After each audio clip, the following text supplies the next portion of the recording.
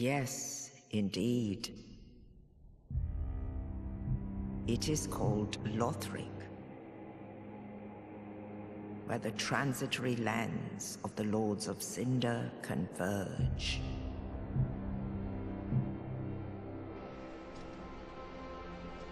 In venturing north, the pilgrims discover the truth of the old words. The fire fades, and the lords go without thrones.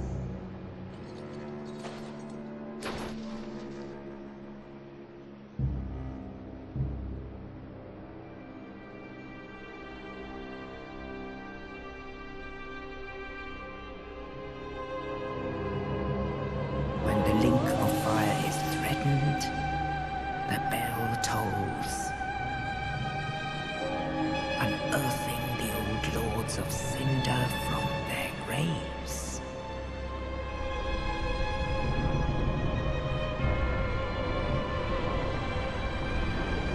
Aldrich, Saint of the Deep.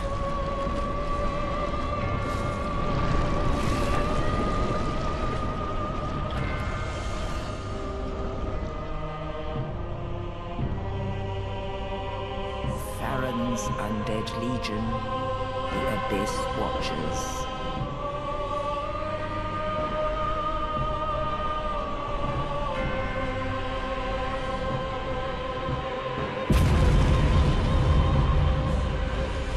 And the reclusive lord of the profaned capital.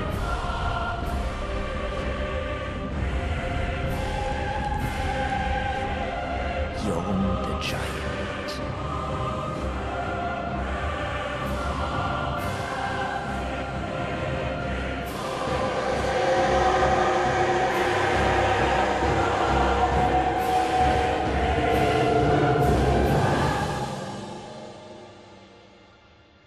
Only in truth, the lords will abandon their thrones.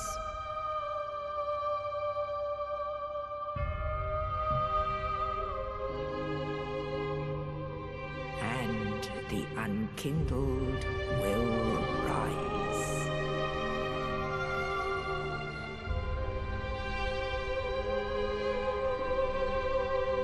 Nameless, accursed undead, unfit even to be cinder. And so it is that ash seeketh embers.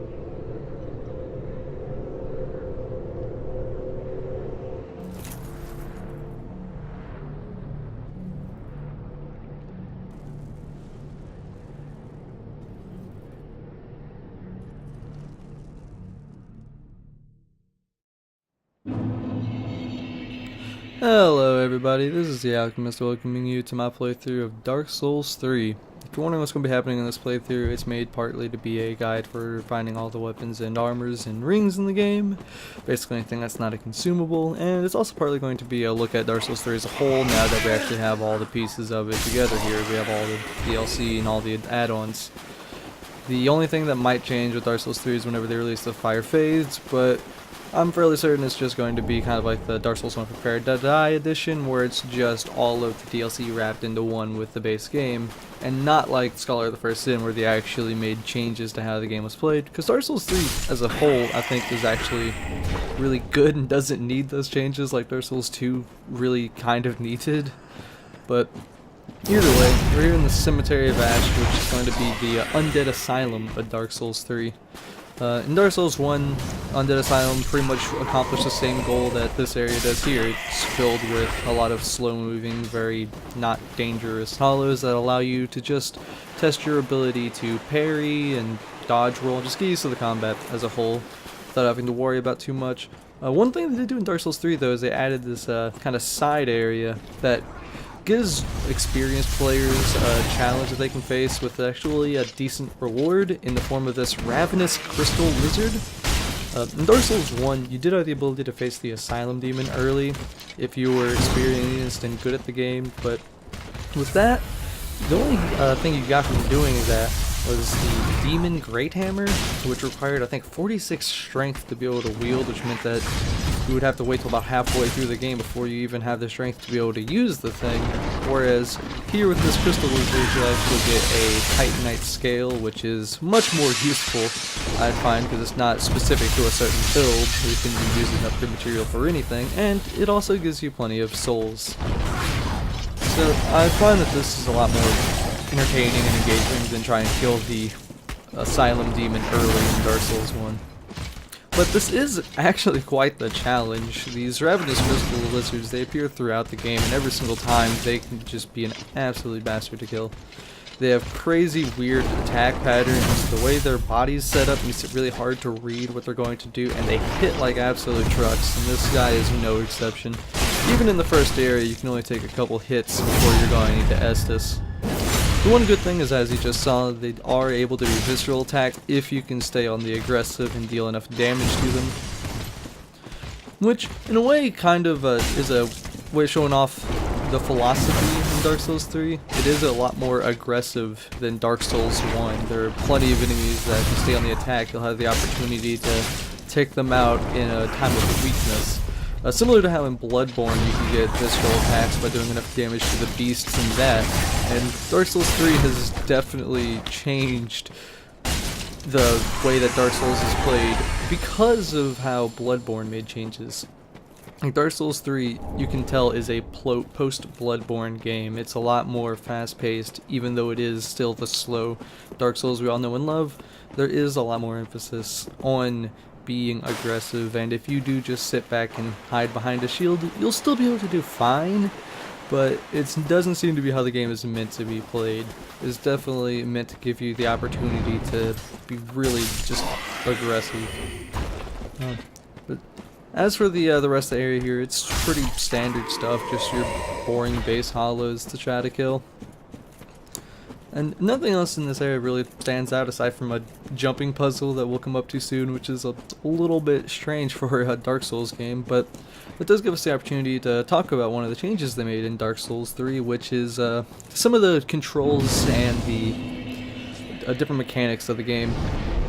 So, first off, you can now actually move while using Estus, as you saw when I was fighting the Crystal Lizard, which makes the ability to be aggressive, like you have a lot more of the ability to be aggressive in this game because of the fact that you can heal and still kind of get away from your target instead of having to wait until they're about 20 feet away, so that way you can safely heal without being taken advantage of.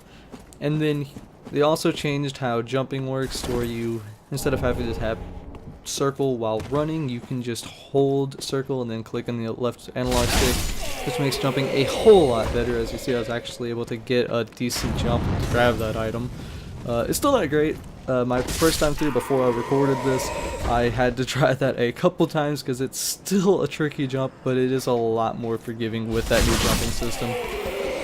And that was something they actually introduced in Dark Souls 2, but it's just such an improvement. Dark Souls 1 jumping was actually the worst thing, and it also meant that you weren't able to run and then dodge. If you're running, you would jump, and jumping doesn't give you invincibility frames, meaning you'd be caught out by attacks from accidentally jumping when you wanted to dodge. It was not very fun.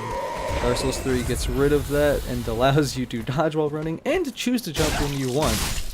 It also allows you to do jumping attacks by hitting heavy attack while running, which is a lot better than having to press forward and then right trigger, because that never worked, and anyone who's played a Dark Souls game understands that.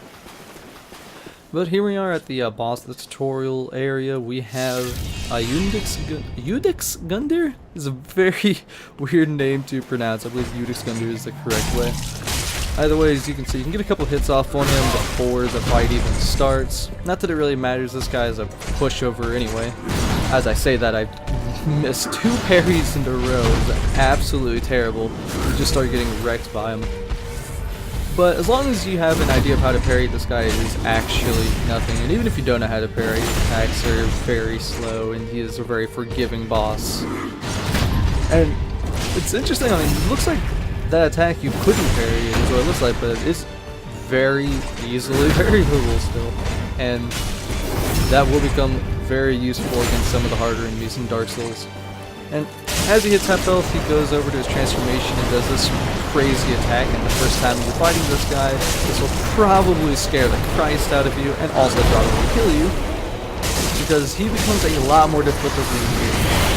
If you pay attention to how his body moves, you can still read him well enough, but it is not very easy to tell what he's doing if you haven't played against him before. Either way, a bit of a pushover if you know how to parry. Now we're able to move on to the second part of the Cemetery of Ash, which is the outside of Firelink Shrine. Now here you have a nice big door that they love to put in Dark Souls 3, and characters love to take about 20 seconds opening, which can get a little frustrating later on in the game. And then here we also get just an amazing weapon, the Broken Straight Sword. Why they decided to have that as a weapon on a body instead of just a drop from these guys, I do not know. In Dark Souls 1, you start off with the Broken Straight Sword, and you'd eventually get your class's weapons throughout the tutorial. Here it gives you the Broken Straight Sword at the end. Interesting design choice there, certainly. But either way, pretty much ignore that and continue onward. And you have a really beautiful area here. It's a lot more pleasing than the Asylum in Dark Souls 1, but I suppose that's to be expected because you actually spend a lot more time here in Dark Souls 3 than you spent in the tutorial area in Dark Souls 1. There's actually some quests that require you to come back in this area to be able to meet certain NPCs. I don't know how I managed to dodge that attack either. It was a real weird one. I had the Almighty on my side there, I suppose. Come around the corner here, and you get to meet one of everyone's favorite enemies in Dark Souls. There he is. It's the dog. Everyone loves him. And then, of course, I bounced my sword off of the gravestone, because bouncing your weapon off of walls is the only thing in Dark Souls more fun than fighting dogs, apparently. So we're going to go and take a quick stop inside of Firelink Shrine. We'll actually do a proper video on Firelink Shrine a little bit later, but for now we're just going to want to go ahead and get the bonfire and get ourselves a level up. Right there you see the Firekeeper. We're going to talk to her in a second. After that I'll go ahead and say a little bit about what I think about her compared to how leveling worked in Dark Souls 2 and Dark Souls 1 to an extent.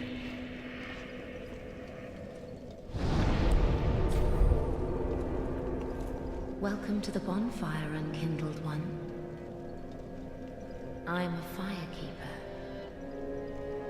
I tend to the flame and tend to thee.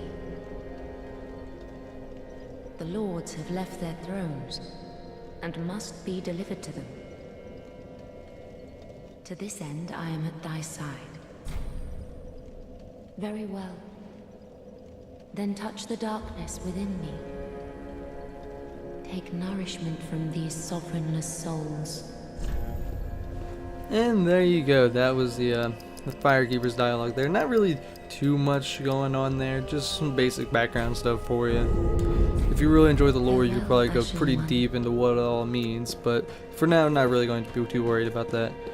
I always found the transition from leveling at bonfires to leveling at an NPC to be kind of inelegant in the Dark Souls series. I really liked in Dark Souls 1 just being able to sit down at any bonfire and level up.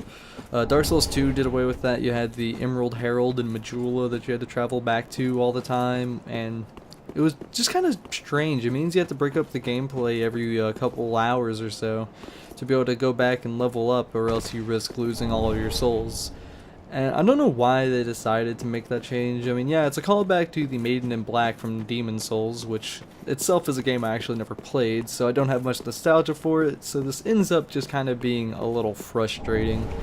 But either way, it's not too big of a deal, and it does make Firelink Shrine seem more like a home. But we still have more of the Cemetery of Ash to explore, and by that I mean we have about one more NPC. And that'd be this nice boy up here, the Master. the true weeb that everybody loves. He drops the Uchi Katana, which is every Swordmaster weeaboo's favorite weapon in the game. If you're ready to level decks, then be prepared for taking on this guy early on. And he's actually quite a challenge. He's surprisingly tanky, well, as all NPCs in this game are. And he really likes to spam his weapon arts, which can be really frustrating. He can actually parry you with his weapon arts too, which can be really annoying, which he almost did there. That was actually really scary. An annoying thing with starting off as the mercenary here is that you can't do a kick attack. You do a weird like slash into like a backflip, and it's pretty frustrating because of the fact that one of the easiest ways to kill this guy is just to kick him off a ledge, and you can't do that because you have the Silsar Twin Blades. So either way, the true boss of Cemetery of Ash is a bit of a pushover if you know how to cheese him, but I decided to go for an actual kill here, normally just by attacking him, and he is just impossibly difficult at times. When I first playthrough, it took me I couldn't even tell you how many times I died to this guy on my first playthrough, and even my session before this, there's the parry I was talking about. Even my session before recording this, I died a couple times. I haven't even killed him on that profile yet. This one here goes a lot better. But as you can see, I'm already out of Estus, and he still has a quarter of his health, and I'm about down to the same amount of my own. So I just backed him into the corner and tried to wombo combo him, run out of stamina, and just barely have enough to get out before he follows up with an attack that probably would have killed me. Either way, all you have to do is get back in there, just take your time, and if you do that, he's not that bad, although he is annoying. He also drops the Master's Attire, which isn't good for anything other than role-playing as the Master, and you also get an Estus back for healing him. Pick up the East-West Shield, which has pretty decent magic resist, but aside that, it's fairly uninspired, I guess, or uninteresting. Not something that very many people are going to be using very often, I can say that much at least. Either way, I think that'll just about do it for our Cemetery of Ash run through here. Next time we'll go around, look through Firelink Shrine, and head into the first part of the High Wall of Lothric, so see you then.